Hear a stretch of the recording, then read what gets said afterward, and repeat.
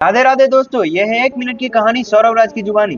बहुत दिनों पहले की बात है। एक प्रताप नगर नाम का एक राज्य था। उसके राजा बहुत ही दयालु थे और प्रजा की बहुत ही सेवा करते थे। बहुत दिनों से वो राज कर रहे थे। धीरे धीरे वो बूढ़ा होते जा रहे थे। उनके 3 बेटे थे। तीनों ने एक ही स्कूल से शिक्षा प्राप्त की थी। तो राजा को समझ में नहीं आ रहा था कि किसको राज का उत्तराधिकारी बनाया जाए। तब उनको एक उपाय सूझा।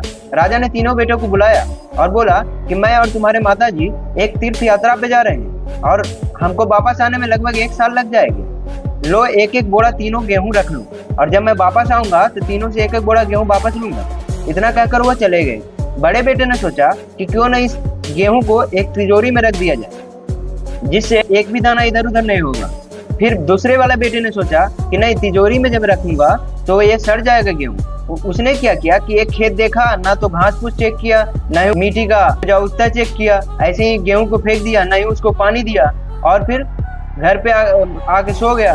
कोई मतलब नहीं, उसका देख रेख नहीं किया। फिर तीसरे वाला बेटा था ना, जो समझदार था, उसने सोचा कि सबसे पहले उसने एक उपजाऊ मिट्टी को चूज किया। उसके बाद क्या किया, उसके घास साफ किया। उसके बाद किया, उस पे गेहूं डाला, उसको बहुत देखभाल किया।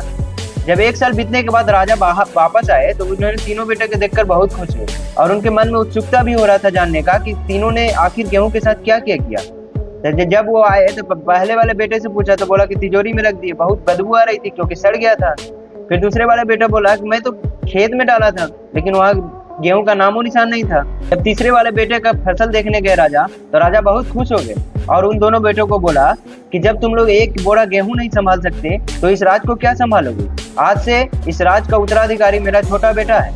दोस्तों, इस कहानी से हमें यही सीख मिलती है कि भगवान ने भी हमें ऐसा ही जीवन दिया है यार। इस जीवन को नष्ट करने से कोई फायदा नहीं है। इस जीवन को उपजाऊ बनाओ और कुछ गेन करो और अपने जीवन में सफलता पाओ। अगर आपको इस कहानी से कुछ सीख मिली है तो आप इस चैनल को सब्सक्राइब और फॉलो कर सकते हैं। धन्यवाद।